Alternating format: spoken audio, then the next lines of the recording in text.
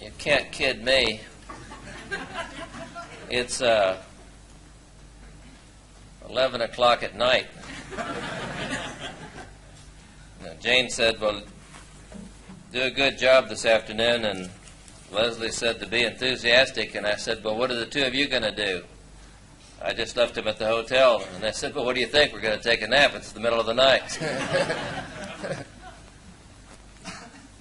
It's a real pleasure to be here. I mentioned last evening we landed in Cairns and went out to Heron Island from Gladstone and went scuba diving. Leslie's the youngest certified scuba diver in the world, as I understand. She was certified when she was 10 years of age, and she's also completed an underwater photography course and has done quite a job. And she said the water was a little cold, about 20 degrees colder than they have in the Cayman Islands, where we go a great deal. But she'd never seen fish the size they have in Australia. Not only do you have a big country, when you scuba dive in the Caribbean, you'll see a big fish is about so big, but a big fish here is about this big. So everything has a grand scale. I wanted to talk to you a few minutes this afternoon. You have this opportunity very rarely, from my vantage point, to share some ideas with the people you're associated with. And so what do you talk about? Do you talk about prospecting?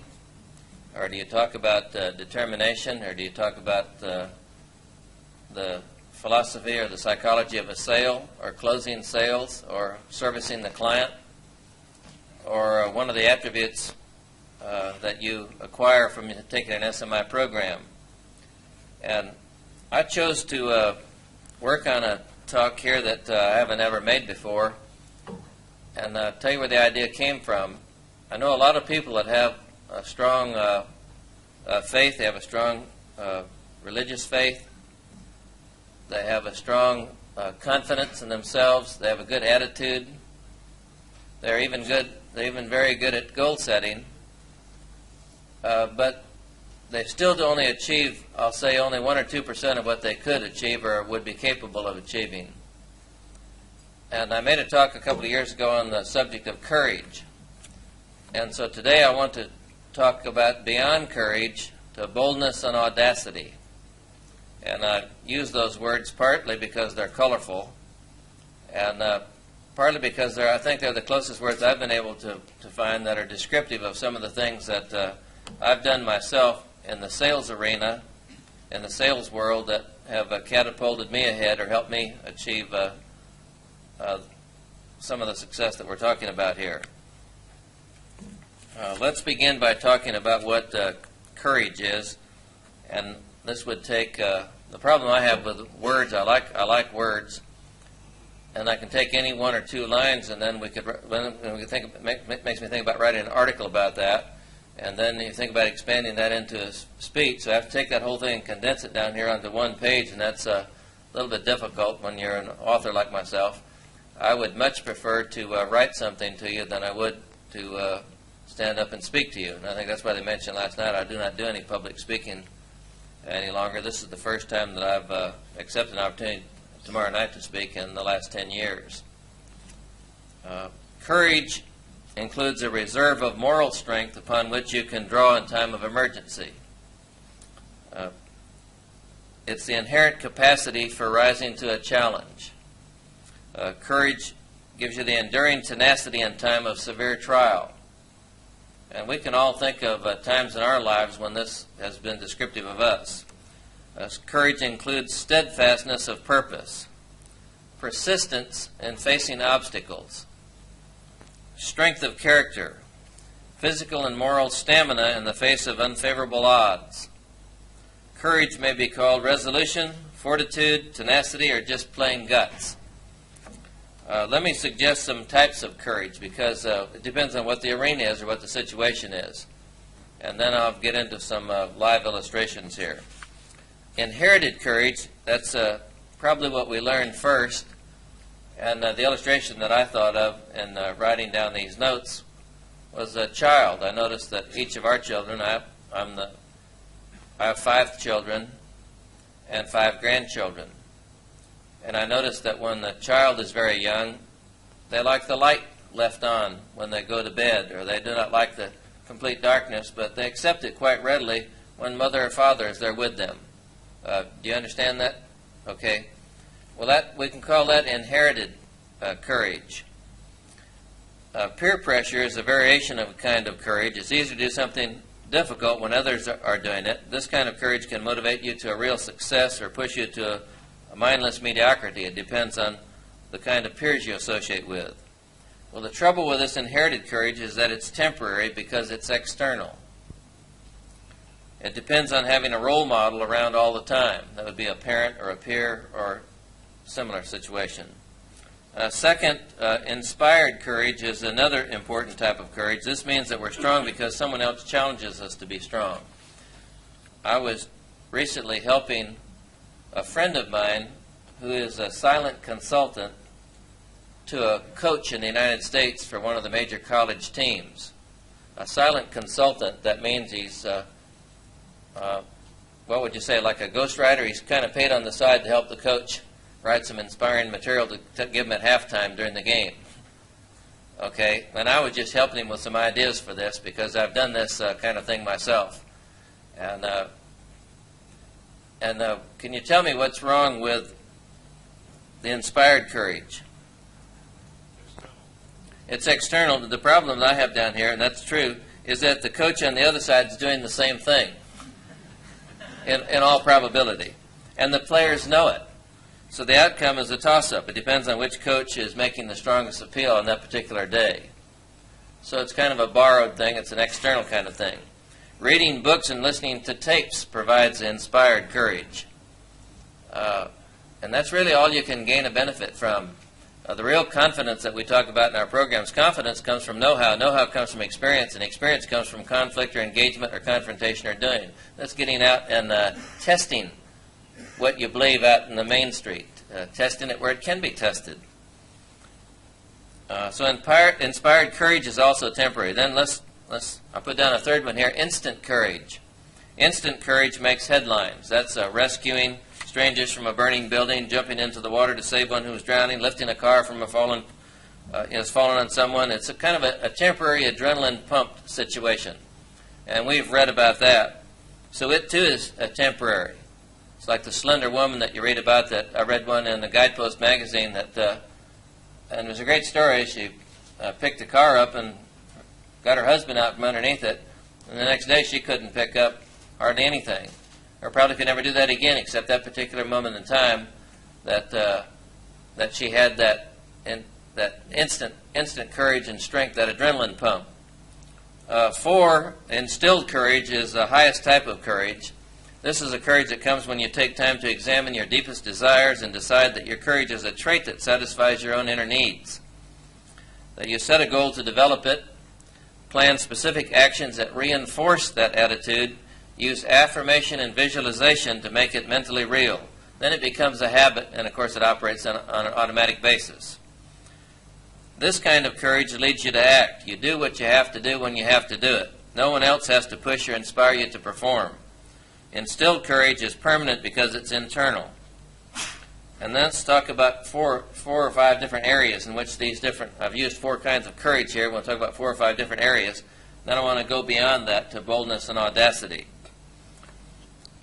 Physical, mental, emotional, and moral. Physical courage is at work when you place yourself in physical danger.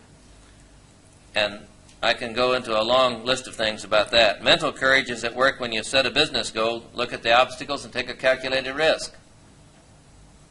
I do this every once in a while when I take some of the earnings that I have in SMI and invest it, for example, in the United States in a piece of real estate. I buy an income-producing property. Every once in a while I make a terrible mistake and have an extreme negative cash flow, just make a poor decision. So there's a real risk and a mental type of courage. And, you know, it's what my attitude towards it is, you know, you win some and you lose some, and some get rained out. It's like baseball. So I have a toughness or an expectation to win some days, and some days I know I'm going to lose. Emotional courage is the courage to be yourself, to reach out to others and establish relationships. Moral courage is the ability to stick to what you believe That is, the values you have chosen for your life in spite of what others say or what others do. But I believe there's even more to courage than salespeople need to know, and that's beyond courage to boldness and audacity. If you're taking some notes, we'll hit on some of these things. But there's 4 kinds of courage in 4 or 5 different arenas or facets of our life. People with a high IQ, good education, people learn to set goals. I've seen these people accomplish very little and I could not figure out why. I mean, it's just absolutely stumped me. And then I look back over where I was when I started and where I am now, and we're in relationship to where I might possibly go. And I see that 80% of what I have accomplished and others toward their life goals have been accomplished with 20% of their time. And I've written some articles on time management. I've written some cassette tapes and also some courses. I have 3 different courses in different parts of the world. The Dynamics of Personal Time Control, Time Management, Executive Time Management courses. And in each of those discuss this subject about the fact that 80% of where you get toward your life, you go toward your life goals you accomplish with 20% of your time. And also, conversely, what you spend 80% of your time doing, you can virtually do without, because it is only going to get you 20% of where you're really going. So we're wasting a lot of time. But also, there's a message in that at the same time that we're not using anywhere near our God-given potential that we could or should be using. I've decided that one of the major areas of difference for me has been the use of audacity and boldness. Now, how do you explain this in a talk, or how do you take this word and explain it, because it can be misunderstood? So let me just say some of the things that's not here. Audacity is often confused with foolhardiness or with excessive or unwarranted risk-taking, but that's not really courage. That's ignoring your own basic needs and desires, gaining some momentary benefit at the risk of your physical, mental, or emotional well-being, when the benefit gained is so small it doesn't justify the price you pay. Now, my wife tells me that's what would happen if I were to go hang gliding. And I was in Austria, and I saw a 75-year-old man do some hang gliding in Kitzbühel while we were snow skiing. And I thought, well, it's one of my goals. I want to do it. I'm not sure exactly when. I'm trying to convince her that I think the earlier I do this, the better I'm going to be, because I've got it written down in my goals. And it's not one of the great, big, important goals of my life, but it's just a one up there that I'd like to do. Just the same as a few years ago learning to play tennis or learning to scuba dive or something like that.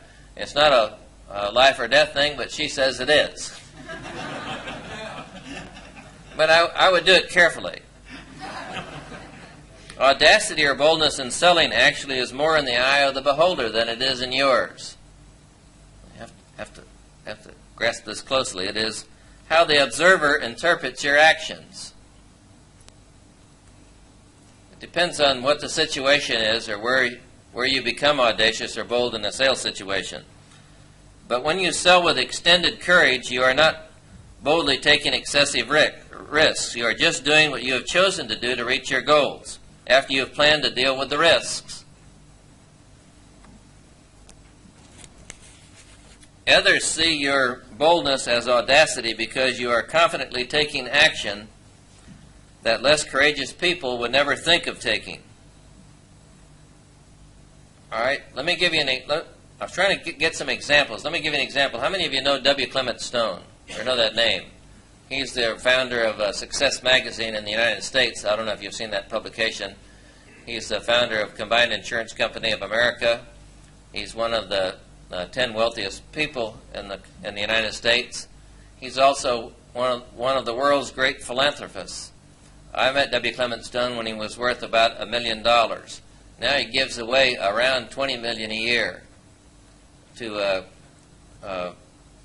the Christian organizations, to hospitals, to universities. He is a remarkable human being. So he's made quite a commitment with his life and his resources. And it's exciting to have him as a friend. But let me tell you how I became his friend. I saw his picture in the paper. I was living in Miami, Florida, and I wanted to meet him. I thought, well, it's simply a matter of going over to the hotel where he is. Well, I did not know that you could probably get into the hotel to see Vice President George Bush, whose picture we saw last night. It would probably be easier to get in through the security guards to see him than it would be W. Clement Stone, because not only could you not see him, they had somebody else answer the telephone. They said he's booked, and that you have to ride to Chicago. Well, I figured, I could go to Chicago and meet him, but I live in Miami. The guy's right here. He's right over in Miami Beach. It would be a simple thing. I'm already downstairs now in the hotel. He's just simply upstairs in the hotel. I mean, that's a bit of a spread, but not that bad. At that instant, I saw a man walking across with a waiter's robe, and he had this napkin over in the tray. And I said, that's it. So I went over, gave the guy, I don't know whether I gave him $5, $10, or $20. Whatever it is, I counted out enough to get the job done. Where I had his jacket for 15 minutes, and his tray, and his little napkin. Well, then I just go over and tell him that I had to go over and got a glass of water. I did not have anything. Just went over and got a glass of water and put it on the tray. And so that got me up in the elevator. And then on this floor, they didn't let anybody off on this floor, but they let me off. And I said, this was ordered up by Mr. Stone. I went over and knocked on the door, and Mr. Stone personally opened the door. And I stepped in with boldness. And he said that he had not ordered anything. And I said, I know it. And I did it as best as Justin would in this particular situation. You had some humor, and humor is very valuable at this. Listen, you better have some humor right here at this point, or not be as straight-laced as I normally am. You've got to come out of your shell a little bit, and you got to let your child out, let your little professor get to work, and be creative. And so I thought, I got to tell you real quick how this all came about. So he stands there listening. So I told him exactly what I went about and how I did to get to meet him. And guess what he tried to do? And George, you'll appreciate this. He tried to recruit me. So I knew I had him then. I mean, I didn't know what I was going to do with him. It's like getting a 1,000-pound marlin on a very light line. I'm up here, and then I've almost lost all reason for wanting to meet him, and I just simply said that we have a kindred ship of mind and attitude, and that I'd like to know, what is your formula for success? What are your major goals? How do you recruit people? I just sent this whole barrage of not of disorganized, but I think fairly good questions, but disorganized questions. And then he suggested I come up and visit him in Chicago, which I did. He ended up writing a three-month series story about myself and my record in the insurance business at that particular time. And I talked to him even initially. This is even before I started SMI. And I told him some of the ideas that I had, and that even though I was doing well in the life insurance business, that I felt that I had been called to something else. That I've had people tell me that friends tell me the only time that they'd ever seen me really happy is when I was talking to someone about using their God-given potential and about setting goals, physically, mentally, spiritually, socially, financially, their family. I used to do this with my insurance clients. There wasn't any SMI. It's just that I would sell them a life insurance policy in an hour, and then I'd spend 3 hours for nothing showing them how to set and achieve their goals. But I really got a turn on from that, and I'd come home and my family asked me how I did selling life insurance, and I'd tell them what I did and how much commission I made and so on. But the real thrill I got was telling that I had a possibility this evening to talk to a part of someone that no one else has ever talked to before, that wants to be free, that wants to come out, that wants to grow. And that there's a greatness inside each of us that's a gift from our Creator. And that we should use it. This body we live in is just simply a temple. We're only here temporarily. And there's a contribution. I've made this statement before, that if every one of us dared to do what they were most capable of doing, and they could do, there would not be any poverty and there would not be any failure. We're asleep. We're somnambulistic. We're walking around only half awake compared to what we could be and what we should be doing. in any occupation. You can lead some company, and it's a joke. The truth of the matter is, when I led the largest weekly premium company, I was goofing off, or the largest ordinary company, I was goofing off. I'm talking about what compared to what I could do. So success is not a measurement in measuring you against someone else. It's you against what you could have done if you used your potential. We all have a poem to write. We all have a painting to paint. We all have a company that we can start. Listen, supposing everybody that has a great idea in all of the companies in Australia would engage their entrepreneurial spirit, and they had audacity and guts and courage and boldness and would go out and start that particular kind of company, what would happen in this country? What would happen in any country? Or if they had even the courage to tell their supervisor tomorrow an idea they have to improve their widget machine or their assembly line, look what would happen. It's afraid that the problem is we spend too much time learning how to get along by going along. Isn't that true? And we want to get filed away in a manila envelope and get our gold watch or whatever. And I'm just saying that if we use a little audaciousness in our life, you know, what is going to make any difference if I didn't get into C.W. Clement Stone? Do you understand what I'm saying? I got in and it enriched my life. We've had a great relationship. He was a director of SMI for 5 years, just as a personal favor, and actually came from Chicago to Waco, Texas to our meetings. We used to plan for 3 or 4 days how to do something to make it worth his while coming down. Here's one of the most important people in America, and he's coming down to our... We had a little tiny company, a little tiny business, and here's this guy coming down to the meeting. How can you know whether you are acting from true courage, audacity, or boldness, and not just from foolhardiness? Well, ask yourself this question. And if you're taking notes, you might put this down. Do I have the unshakable commitment to the goal this action will support? I think that's a very, very important question. I think that's a very, very important question. You know, when we work with the HI, if we have a commitment to the goal, then we can be bold and audacious in asking people when we're raising money. I do this for the Boy Scouts, for the Boys Clubs of America, for Christian organizations that I believe in. I have no qualms whatsoever in writing a very strong and bold letter to someone. I have no qualms whatsoever in asking somebody for their money. Why? Because I want to teach people to give. People are too selfish. You can change somebody's life by teaching them to be unselfish. And how is that? The first act is listen, it's true that your heart's where your pocketbook is. So get somebody's pocketbook, you get them started on the right road. Without such a commitment, you're likely to lose heart right in the middle of the bold action. Then it will fall flat. You see what I'm saying? I would lose my guts before I would go in, or when I saw him at the door, I'd say, hey, here's a glass of water, goodbye. If you answer this question with a resounding yes, then go ahead. Be bold, be audacious, be courageous. The benefit you gain is worth the risk you take. That's what I'm saying. And I don't know what it does. I think what people buy of you, listen, this sales game's been an interesting one to me. This communication game's been an interesting one. I think what people buy of you is the image that you have of yourself that you convey to their unconscious mind. So if you're self-motivated and goal-directed, and you have made a commitment yourself, and you've taken off the judge's robe, and you can say, I'm an okay person, I'm an I-10, then you're going to be able to move boldly ahead, and people are going to buy that audacious act or that bold act.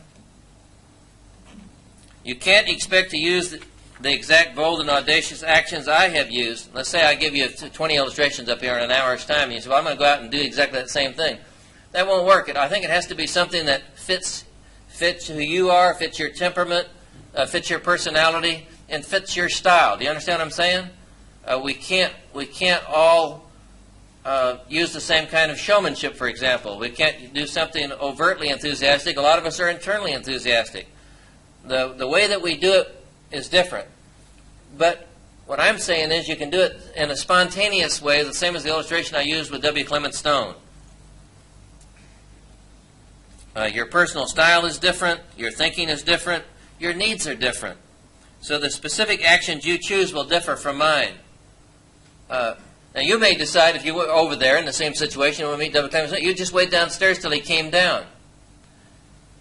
And, hey, there wouldn't be anything wrong with that. Or you could find out where his car is parked out there and just meet him in a very mild way and just say, hello, I've always been an admirer of yours, and I wanted to meet you, and my name is Joe Everdeby, and shake his hand and walk away, and then wait for another time maybe to move in a little closer. So all of us would do it a little bit different. Maybe you wouldn't feel comfortable pretending to be a waiter and going to a hotel room. I don't know, I've got a big child in me, and when I thought of that, it cracked me up. I thought it was a fantastic thing to do at the time. I thought it was totally correct and totally proper and totally okay. I did not think myself that it was something exceptionally bold or exceptionally audacious or courageous. Do you understand what I'm saying? It was just something that I thought for me in this situation fit. I never did that same thing again. The principle is I went to meet Mr. Stone. Now, if you're taking notes on this subject, you got to get this. I went to meet Mr. Stone, not to try to meet Mr. Stone. There is a huge difference. Posing as a waiter was the first plan that occurred to me. If it hadn't worked, I would have thought of something else. I wouldn't have tucked tail and gone back home, even though it's only 30 minutes from this Fontainebleau Hotel to my home in South Miami. The kind of boldness and audacity I'm talking about comes on a spur-of-the-moment impulse. I think if I would have had a meeting with one of you, said he was upstairs, and we'd have plotted some kind of plan, I may not even have had the courage to go through it. Do you understand? I think it was that impulse right at the time. You have this ability yourselves, everybody in this room. Every one of us has an on-the-spot inspiration impulse to do what's necessary to get the job done if they have a conviction and a commitment that it'll help achieve the goal that they have. Okay, I think you have to put it in that sequence. The way to cultivate the ability to think of bold actions is to feed your subconscious mind pictures of the goal you have. Of course, I'll always come back to that, and of course, that's what I'm going to be talking about tomorrow night. Your goal-seeking mechanism, because that's the guts, the woof, the fiber. That's what SMI programs are all about. Now, attitude is the habit of thought. If you want to change your attitude, you have to change the way you think. That's what this is. This, I think it applies exactly in the selling, exactly the same way. Commit yourself to achieving the goal.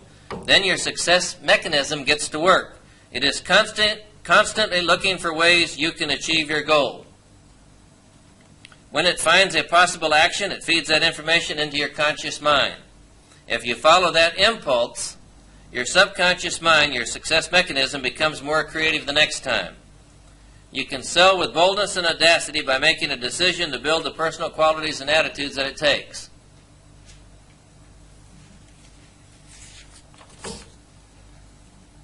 First, you must have the courage to do what others won't do. We're back again, Grant. We've talked about this over and over and over again. The successful people have simply developed the habit of doing what the unsuccessful people do not like to do and do not want to do. I would venture to say that 50% of any job that's going to get done, the person would say there's 50% of this work that I don't really enjoy doing. You know, like for somebody that likes to get out and meet the people, and then as a part of his job he has to keep records, he probably maybe doesn't like keeping the records. Or somebody that likes to keep records, a part of their job has to be to meet people, and they do not like that part of it. Do you understand what I'm saying? Successful people have simply developed the success habit. And in selling, there's the calling habit. The prospecting habit is not a natural habit. The selling habit is not a natural habit. Closing the sale is not a natural habit. Asking for leads is not a natural habit. But you develop the habit of doing that. And then when you get the habit of doing it, it's a physics principle. A body in motion tends to stay in motion. I bump into more business accidentally than most people can find searching for it. Why? Because, you understand, I'm tuned in, the radar's there. Let me give you some examples here, and I'll get into some of this as illustrations. I was riding on an airplane one time with Citizens and Southern Airline going from Miami to Chicago. The pilot of that plane, it was a a DC-7, that's a prop plane, and Harold Lanigan was the pilot of that plane. And at that time, they would let you get up, and if you could, if the co-pilot left out, you go up and sit with the pilot. Well, I made it my business to get up with the pilot as much as I could because I was selling a life insurance policy at that time that sold pilots at standard rates. So I thought, well, if I could get up there in the co-pilot's seat and sell him, it would be really a great thing. It would be a way to use the time productively between Miami and Chicago. And then I wanted to see if I could hook him. Hook him means to tilt him a little off balance. So I asked him how long he was going to, he's there with the captain's thing with the 4 lines and everything, and I asked him how long he's been driving this bus. And that was so I could get him down into a conversation with me. And I knew he wouldn't appreciate the comment, which he didn't. Anyway, I sold him a life insurance policy, and I also recruited him into the life insurance business at that particular time. He's a multimillionaire. He lives in Orlando, Florida. We've been friends for 30-some-odd years. So there's a big payoff that comes. At one time built the largest life insurance agency in the world, so I'm told. And Harold Lanigan ended up running half of that agency for me at one time and got an override on that half. Met him on that plane that day. Now my point, if I wasn't bold and audacious, I would have missed the opportunity to ever know Harold Lanigan, wouldn't I? Would have missed the opportunity to have a man of his caliber and stature helping run the organization. And there's a million other benefits I've gained because we crossed paths. I'm just saying that there's Harold Lanigans in every one of your lives that you could approach as easy as I approach Harold Lanigan. Supposing that didn't work. Well, he'd say, look, I'm not interested. Get back in your seat. Bingo, I'd be back in my seat. What would I have lost? Why are we afraid? What is called reluctance? What are we afraid? It's because we're afraid people are going to strike back where it hurts us most. That's our desire to be liked, to be loved, to be wanted, to be appreciated, and to be accepted, isn't it? That's what we're afraid of. That's what we're afraid of. So that's the reason we're not bold in a sales situation. That's the reason we refrain and are not audacious in a sales situation. We're afraid we're going to be rejected. Isn't that true? Come on, let's face up to it. It's a fear. But suppose you could say to yourself, it wouldn't make any difference that I'm a totally okay person. And if they say yes, they say yes. Instead of taking it in what happens to me in my identity, why not take it in my role? In my role, who cares? You can go see the manager and you can correct anything in your role. So if we're going to rate people, for example, from 0 to 10 in their role, I could do it, for example, my presentation today could be an R5 job for some of you, an R10 for some of you, an R1. I don't care what you do. I don't care how you rate me today in my role. You have no right to rate me in my identity. Only I do that. That's between myself and my Creator. That's between myself and my self-esteem, my self-image, and what I think of myself. And I'm going to talk about that in detail tomorrow night. Another example. I don't know whether I was bored or not. My son Larry and I had been snow skiing. We had our family with us. We're on a 707 coming from Denver, Colorado down to Dallas. I walked through the plane, got a couple of hundred seats in it. They're all full. I come back to Larry and I said, Larry, I just walked through and wrote down a seat number of the person that I think is the most recruitable on the plane and could do the best job in our business. And I said, you go walk through the plane, see what you come out with. He came back and he had, a row 27A.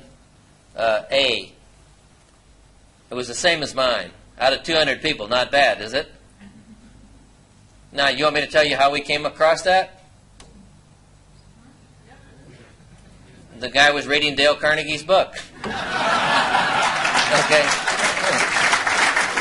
So, that's better than stopping with a guy that's reading one on anthropology, isn't it? And it's not that the guy with anthropology couldn't be recruited in the business. It's just that you had a little bit of a feel that the guy reading the Dale Carnegie book, at least you got something to start the conversation with, haven't you? And Larry said, well, how would we approach him? I said, tell him the truth. It'll blow his mind. But don't mention the book. Just tell him we looked at each person's eyes and we did this and that we've picked him. And we got him to Waco, Texas a couple of months later, and we sold him a distributorship over in Florida. Now, that man would have missed that opportunity. We would have missed it if I wasn't looking for a chance to be that was audacious to approach him, or bold, or courageous. It was a bit of a risk. Right, think of all the opportunities that you've had to do those two things that we're talking about right here. The W. Clement Stone, the Harold Lanigan, the gentleman here that my son and I approached. Another thing I do when I go snow skiing with Leslie, who's 11, and Jane, is that they both ride up on a lift together going snow skiing, right? A double chair. So I have to go by myself. I always wait till somebody comes along that I can get on the lift with and use that 7 minutes to see. I just like to see if I can pull it off in 7 minutes. You know, if it's 7 minutes up the lift, I want to see if I can get away with it. So I've always got a 3x5 card with me, and I get their name and address and what they do. What do you do? And then I keep track of my statistics. Listen to this. Listen to this. They're incredible statistics. Around 80% of the people I meet on the lift, I can never see them again personally. Write them a letter, send them a cassette tape, send a copy to the distributor. We sell them a program. 80% of the people I meet cold on a snow ski lift have done that for the last 15 years. And 1 out of 10 of those can recruit them as a distributorship. Amazing, isn't it? What does it tell you? That 65% of the people out there are not happy doing what they're doing. They're glad to meet somebody. Listen, people love to be sold. People love for you to ask them to buy. I mean, they get a kick. It makes their day. It absolutely makes their day. I was standing in the Mexico City airport one time and had my feet up against the wall like this. And the guy came up, if you can believe this, 20 feet away, looks at me, does the same thing. I said, well, I wonder if he would do everything else that I would do. Yeah, I mean, I'm just thinking this. And I got an hour before my flight, and so I go down that way, and I said, hello, and find out the guy can just barely speak English. He's Mexican, so he's speaking Spanish. Ask him what he does. He said he owns a company that makes hawsers. That's a rope this big around that the big ships tie up on. Okay, so I said, well, where's your plant? And he said, it's right there here. And I said, well, we've got a minute. How about taking me over and let me take a look at it, and I'll tell you something about what I do. Abraham Lincoln said, if you want to win a man to your cause, first convince him you're his true friend. And that's being empathetic, isn't it? You get in the other person's shoes. You look. If you want to know what Jim Jones buys, you got to look at Jim Jones through Jim Jones' eyes. I got it out. Thank you. I gave his name to Abelard of Maldonado in Mexico City. Sold him 22 programs. 22 programs. Now that man would not have had an opportunity to have those 22 programs. I wouldn't have had a chance to make a friend, Maldonado. He's one of Maldonado's great centers of influence. And do you know what the guy enjoys telling when he's at a party or when he's at home or when he's with his friends or he's out on the golf course? Guess what story he likes to tell? This guy Meyer he met at the airport. He said, can you believe I was at the airport and had my foot up against the wall? He had his up just like mine. He came down and started talking to me. Really? That's boldness and audacity.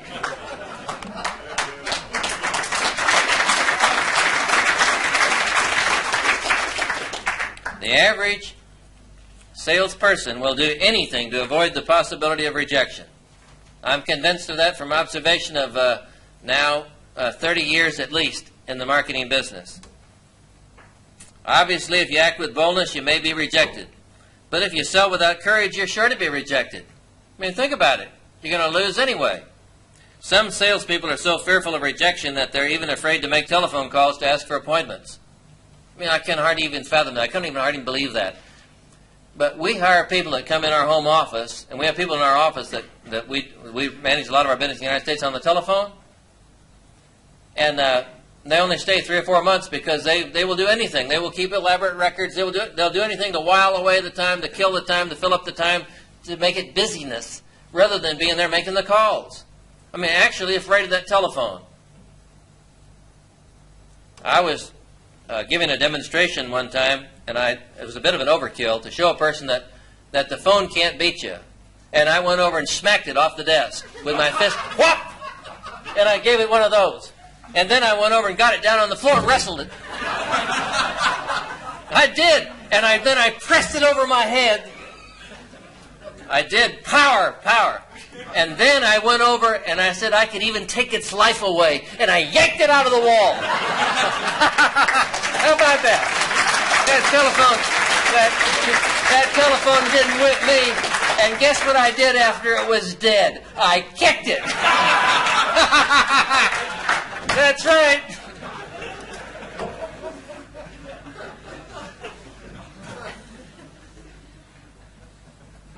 What, do you think somebody's going to punch you in the nose? I set a goal one time and I sold weekly premium insurance to black people in Columbus, Georgia. Years ago, I was 18 and a half, or almost 19. That's where my sales career started. And one of my goals then, to make fun out of the selling, was to see if I could sell everybody on a given street. Say a street was like 3 blocks long, see if I could get them all. Well, I got them all except this one lady on Clarabelle Street. And I was determined, no matter what happened, I was going to get in, I was going to make a sale.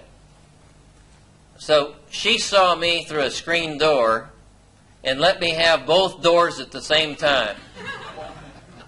I'm talking about I got it right in the face, landed on my behind side, and I thought to myself, she thinks that she's won.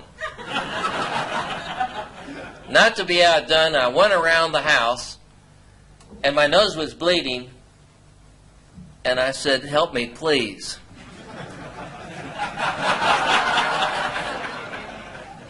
I found out that she had a heart of gold, that she was sweet, gentle, kind.